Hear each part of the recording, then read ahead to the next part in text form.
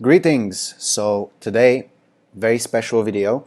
It's going to be a text game breakdown of one of my interactions with a lady that we ended up having a great connection with, had some fun, and it's just a prime example of what I call being at the right place at the right time and windows of opportunity. So let me explain that in a little bit more detail later on. Let's get right in there to I'm basically going to be analyzing every single text, so make sure you stay tuned, get your popcorn, get your whatever you're drinking, Coke, or if you're really healthy, then your water or your ginger tea if you're in Bali, or your matcha tea. Let's crack into it. So, my opener is Hey Troublemaker, so this is a Bali edition of Hey Trouble, which is a great opener that I learned from the guys at Playing with Fire.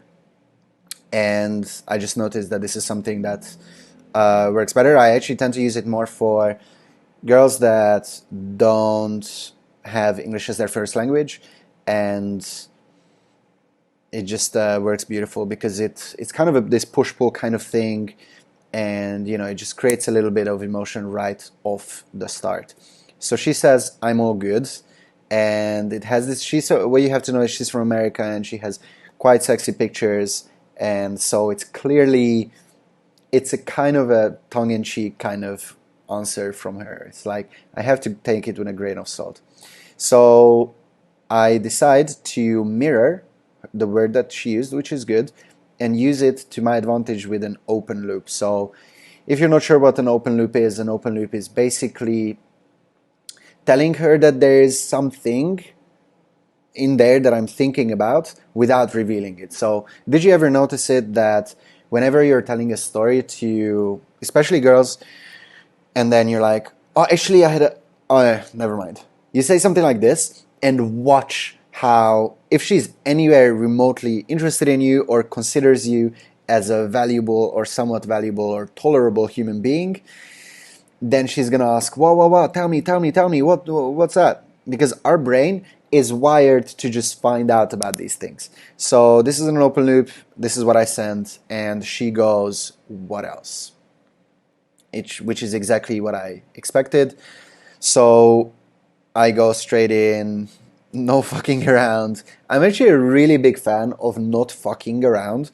By fucking around, I mean sending a bunch of texts back and forth, which is really important especially on Tinder, because you actually want to build a connection, and I'm a really big proponent of, or supporter or whatever, a fan of hanging out with girls that you actually like, not just because she has nice tits, not just because she has a great ass or a nice tattoo or a nice picture on Instagram.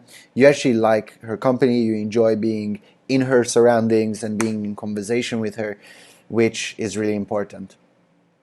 In here, I gotta, we all fall for this mistake, or it's this situation where you think with your lower brain being your penis.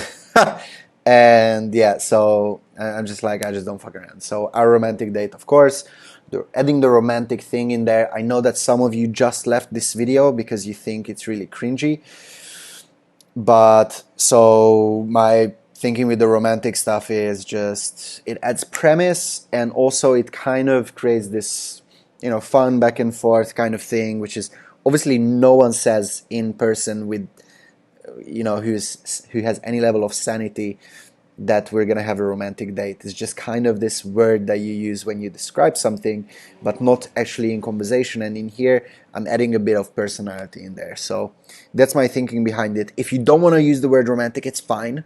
It's fine. I'm explaining why I used it. She goes, "So smooth." So that's a positive response from her. So if you watch my previous videos about the 4 types of texts that she can send you, then you will know that this is the best possible answer. It's a compliment essentially to me. If you haven't watched this video yet, make sure you jump over to my YouTube channel, which is linked everywhere, and just go for the 4 types of texts that she sends. If you cannot find me on YouTube, just type in my name, Ben Erdeli, and you should be able to find me. So smooth. Let's jump on to the next text. So smooth, more details. So once again, she's investing. She likes the idea, or she wants to find out more. She wants to know that I'm not a creepy serial killer. So I just continue with the escalation because it's a green light, positive response. Everything is good. It involves you, me, and the vodka juice drink. Potential cuddles if the chemistry is right. She goes, that's a pretty solid combo. Big spoon or a little spoon. So yeah, once again, that's another green light, so it's a positive response. Once again, she gives me a compliment here, and she's even taking it one step further, which she doesn't have to, but she's into the conversation at the beginning. So yeah, I just continue it. I usually prefer to be the big one, but I'm open to negotiate in certain situations. So this text, I actually right now, because this conversation happened, I don't know, like 5 months ago or something, and I would send something different. I don't think this is strong enough.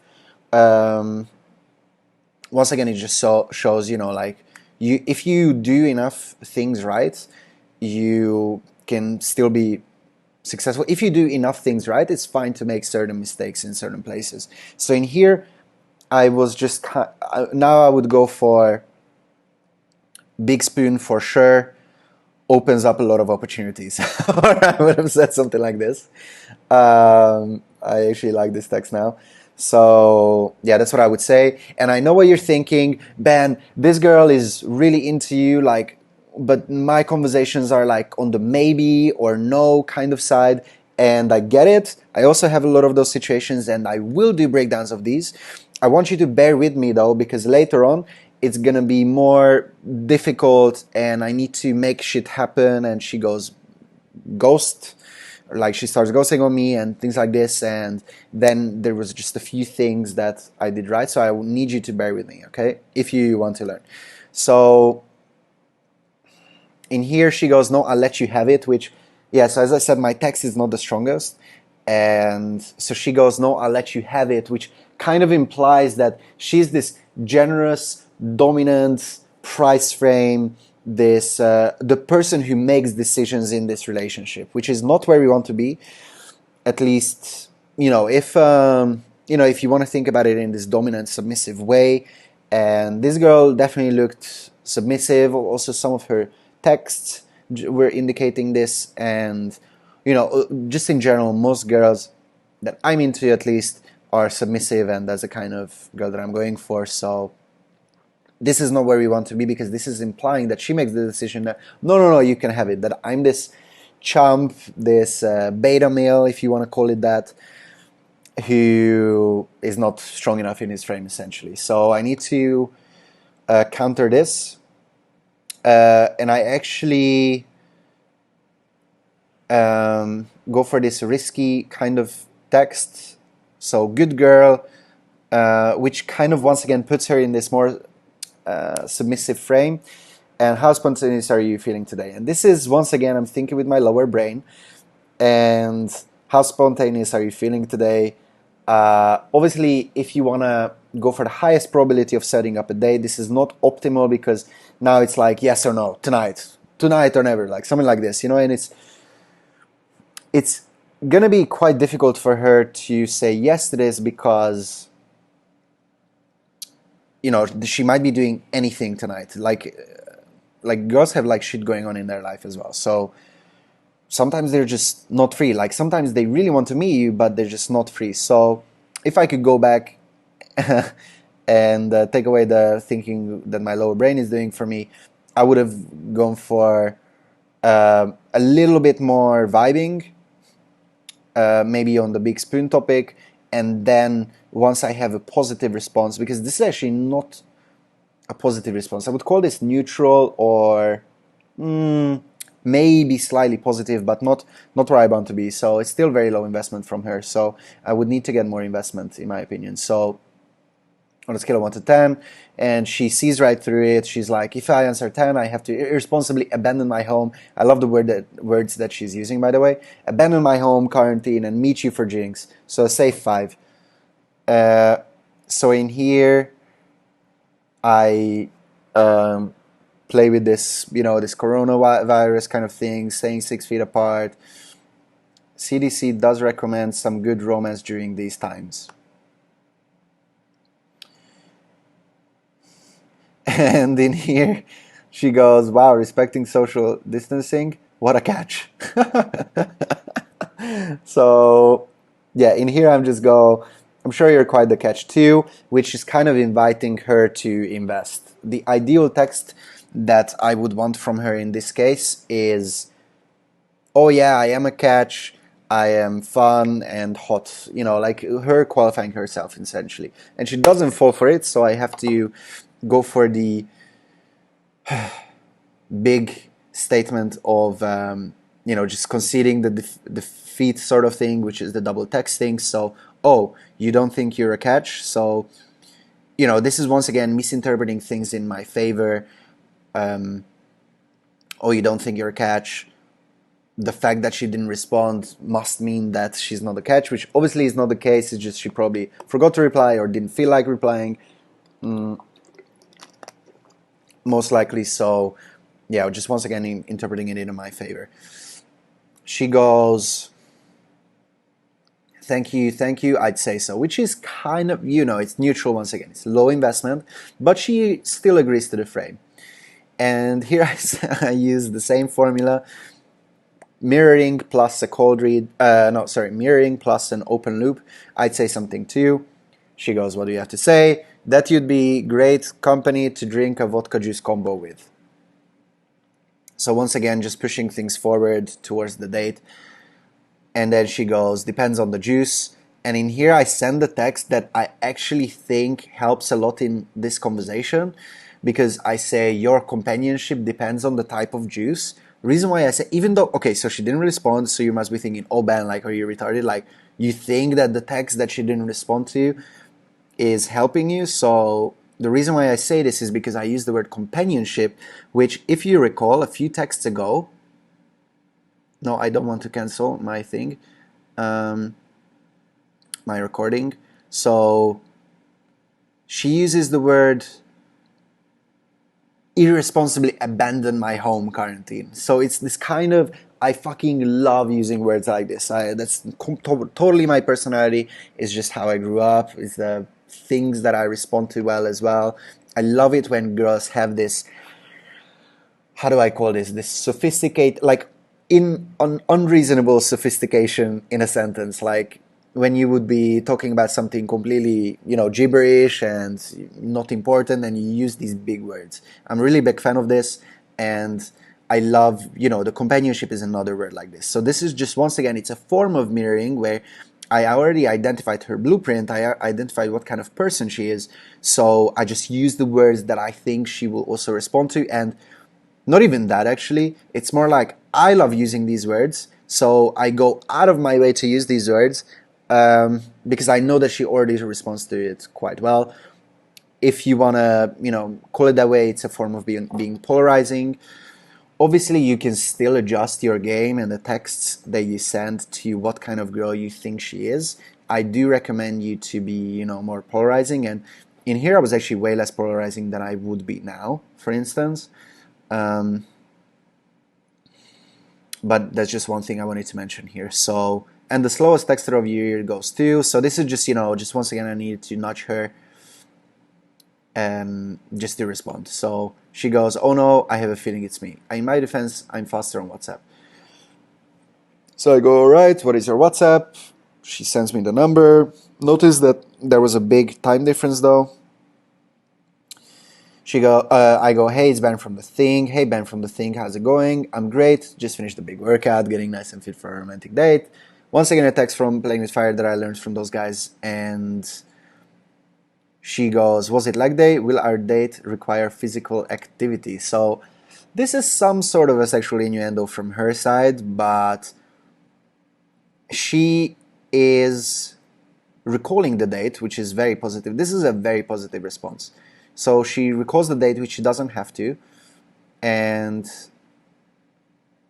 I go, did you think we would just lay on grass without moving? She goes, that sounds fantastic. And in here, finally, I go stronger.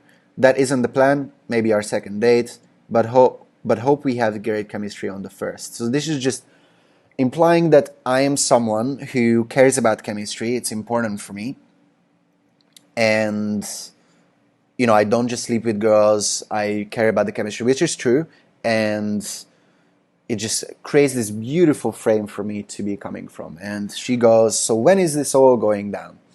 Which is perfect because I didn't even ask her when we're gonna do the date. She's asking me, so she's escalating in here, which is perfect. Depends. Are you free tomorrow evening or Friday? And then she goes, let's do Friday. And a few hours later, she goes, actually, let's do tonight, haha. And this is what exactly I'm talking about, windows of opportunity. So obviously, if you have great connection with a girl, either like at some point you're gonna meet. However, there are these girls that are kind of intuitive and living in the moment, especially here in fucking Bali. There's just so many girls that live in the moment, and yeah, it's difficult sometimes to make plans with them.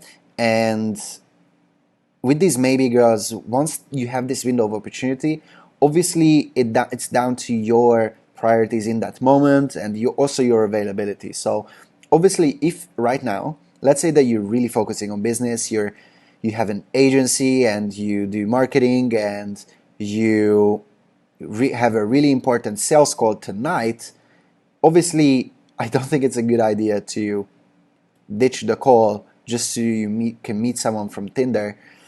You know, you got to have your priorities straight. Maybe you can do it after or before, something like this, but I just wanted to get this point out there.